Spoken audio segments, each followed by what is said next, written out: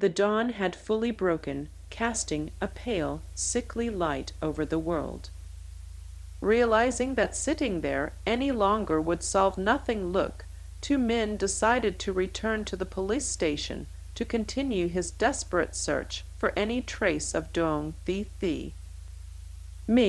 While Luong and Tan Cam made a grim resolution, they would travel to the psychiatric hospital to visit Luc Anh Ky before long. Luong and Tan Cam arrived at the largest mental institution in the city, a sprawling complex that felt more like a tomb than a place of healing. After explaining their reasons for the visit at the cold, sterile reception desk, they were handed a plastic visitor's pass. An official in charge of escorting guests led the way through the labyrinthine halls. Ahead of them they spotted two young nurses, who looked remarkably charmingly, new recruits recently assigned to this bleak facility. They surmised this because the faces of these two women did not yet bear the hollow, haunted expression characteristic of those who had worked among the mad for years. On both sides of the walkway lay hospital rooms of a blinding, oppressive white, filled with patients who had long ago lost their grip on reality. A female patient, her face as twisted and hideous as a mythical yaksha demon, locked her eyes on Luong and shrieked at the top of her lungs, "Hey, handsome boy! I love you. I've fallen madly, passionately in love with you." The young nurse and Tan Cam could not help but let out a stifled, nervous laugh at the absurdity of the outburst. The nurse remarked softly, "Every time this patient sees a man, she screams that exact same sentence." It seemed that Luong was quite a favorite among the inmates here. The three of them continued forward, talking and laughing to mask their unease, until they stopped before a specific ward. To get there they had passed through a heavy, groaning iron gate and down a corridor so long and narrow it seemed to stretch into an infinite, sunless void. The nurse turned to Tan Cam, her voice trembling with a hint of genuine fear. "It is best if you only look at her through this small observation window," she whispered. "She is extremely violent and has already viciously attacked many of our doctors. Every time she is untied, she tries everything in her power to gouge out her own eyes with her bare fingers. We had no choice but to tie her down completely to the frame." Peering through the tiny reinforced glass window, Tan Cam saw a slumped figure in a half-sitting, half-lying position. The girl had tried to sit up, but because she was bound tightly with thick restraints to the iron bars of the hospital bed, she was unable to move or descend to the floor. Was that truly Luc Anh Ky? Tan Cam prayed to heaven that the girl was at least still alive. However, the distance was too great to see her features clearly. Tan Cam requested that the nurse let her inside the room. The nurse agreed with great reluctance, permitting only Tan Cam to enter. She warned that if Luc Anh Ky caught sight of a man, she would spiral into a violent, uncontrollable frenzy. Setting the cat carrier down on the cold floor, Tan Cam gently lifted Hak Bao out. Carefully turning the heavy doorknob, she clutched Hak Bao a little tighter against her chest for comfort. Softly calling out Anh Ky's name, Tan Cam stepped toward the bed. Anh Ky was staring at the metal bed frame with a soulless, vacant gaze, her eyes empty as if her spirit had been hollowed out. She seemed completely oblivious to anything else in the room. Anh Ky continued to stare fixedly at the bed, showing no interest in Tan Cam's arrival, not even deigning to look at her. Seeing her friend in such a catatonic, broken state, looking exactly like a mindless, discarded rag doll, tears began to stream down Tan Cam's face. It was impossible to describe the agonizing weight of the sorrow in her heart at that moment. Suddenly Hackbow grew restless, nervously poking its head out of Tan Cam's arms to stare intently at the restrained girl. An overwhelming sense of dread and unease washed over Tan Cam. She instinctively stepped backward, wanting nothing more than to flee this suffocating room and never return. But at that exact moment, Anki's dry lips moved, and she spoke, "Lamki is in the bathroom." Terrified Tan Cam glanced toward the bathroom door, which stood slightly ajar, revealing nothing but a sliver of darkness. She did not dare to step inside to investigate.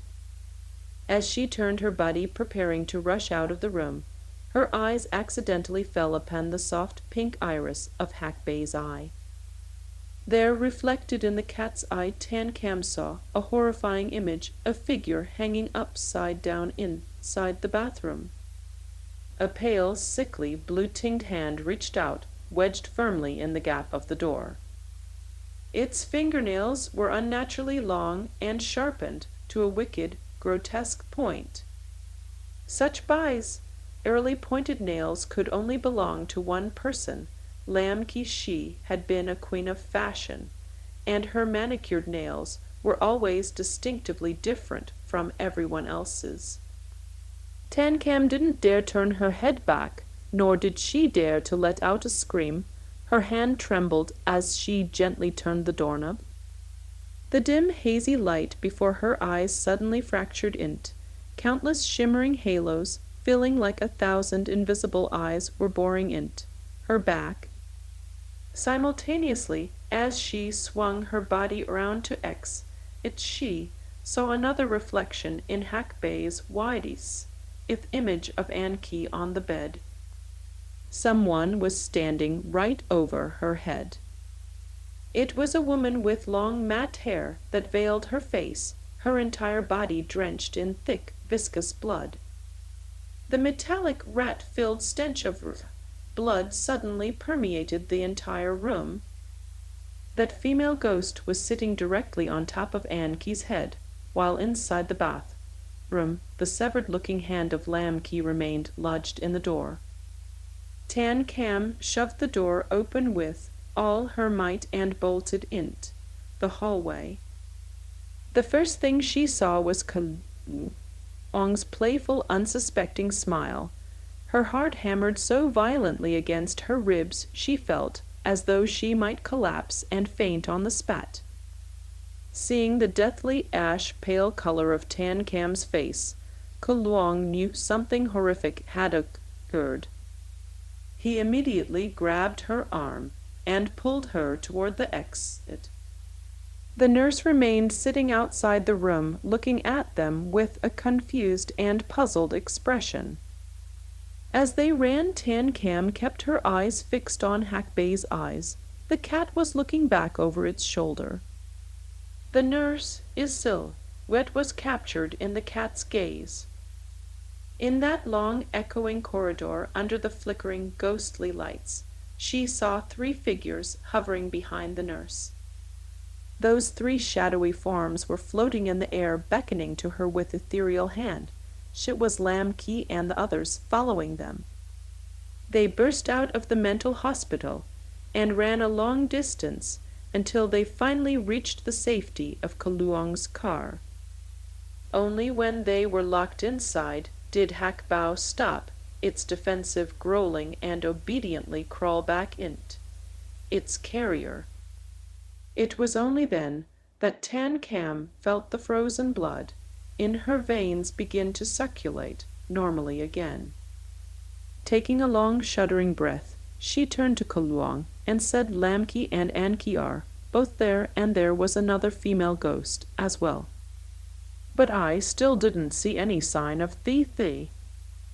A flash of bewilderment and panic crossed Luong's eyes, but he forced himself to regain his composure instantly. "Where are we going now?" she asked before he could finish his sentence. The car door was suddenly jerked open with violent force.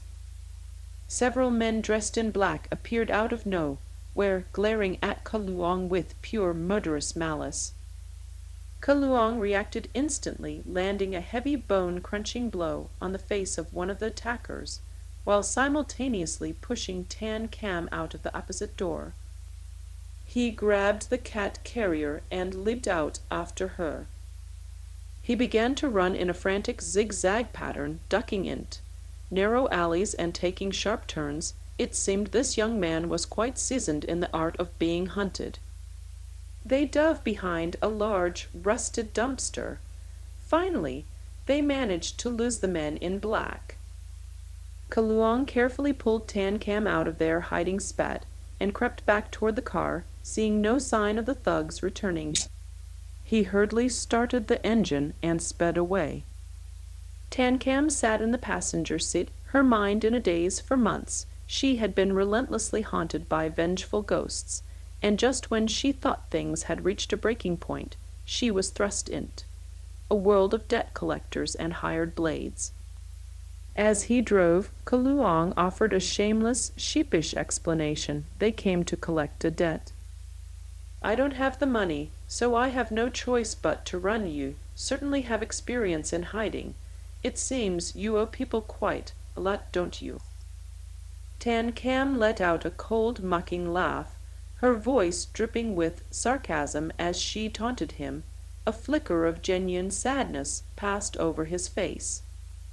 For a brief moment, Tan Cam felt a sudden pang of pity for her companion. She thought to herself, "I must pay him for his help, since in reality he is quite a pitiful man. Where to now, then?" Luong asked again. His voice wearied Tan Cam thought for a long time, the pieces of the puzzle swirling in her head. She realized that every horrific event that had occurred recently was inextricably linked to that cursed piece of red fabric. From the very moment Thi Thi brought it home, a sequence of death and madness had unfolded. Someone had to know the true dark history of this cloth. That person, she realized, was surely the elderly mother of Mr. Ho, the tailor. That is right, she had to go and meet that woman to demand a clear explanation, to see once and for all what on earth had actually happened. It was better to do that than to sit here in this suffocating silence and wait for death to come. She decided she would risk everything, gambling her very soul to battle with that vengeful female ghost. That is just how human beings are. As long as the truth remains shrouded and unclear, they are driven deep into the bottomless abyss of despair, but the moment even a flicker of hope appears, they immediately begin to seek a way to resist and fight back. In this moment, Tan Cam was no longer the weak, fragile girl her outward appearance might suggest. All those long years of struggling and scraping for a living had forged her into a hardened, resilient person. This time, no matter the cost or the consequence, she had to demand the truth regarding the dark origins of that blood-red cloth. She had to find Thi Thi. She had to banish that malevolent female ghost, and even more importantly, she had to stop it before it could continue its gruesome killing spree. However, her desperate longing to save her world vanished like a wisp of smoke the very moment she arrived at the home of Ong Ho the tailor. Inside the house of Ong Ho the tailor, the walls were draped entirely in mournful white cloth. A heavy obsidian black coffin sat ominously in the middle of the room. Surrounding the casket, a multitude of ritual offerings were laid out, while burnt paper money for the dead fluttered through the air like blackened butterflies, filling the space with a sense of dread. Tan Cam's eyes filled with tears as she gazed upon the grim, gloomy funeral portrait of the old woman. She really was dead. According to what the neighbors recounted, she had died silently in her bed just a few days ago. Ong Ho, unable to bear the crushing weight of such a monumental loss, had descended into total madness. The neighbors in Ong Ho's town, those who had once been indebted to his kindness in the past, had voluntarily stepped forward to help him arrange the burial for the old woman. A chain of events that had only just begun to provide a thread of a clue was now abruptly severed, broken by a dead woman and a mad man. Looking at the old woman's funeral photograph, Tan Cam saw that her eyes seemed to be brimming with unshed tears, her back hunched low as if by an invisible weight. Could it be that the old woman had also been targeted and murdered by that same vengeful female ghost? It appeared that the next one to meet a tragic end would be her. Thinking of this, a fierce and powerful will to survive erupted violently within her soul. She realized she still had so many things she had not yet achieved, so many desires left unfulfilled. Simply put, to be alive in this world is an extraordinary stroke of luck. Even the smallest, most lowly ant clings to life with all its might, so how much more should a human being? But what could she possibly do? Now her vision went dark, the world fading before her eyes. She had fallen into a state of complete and utter despair.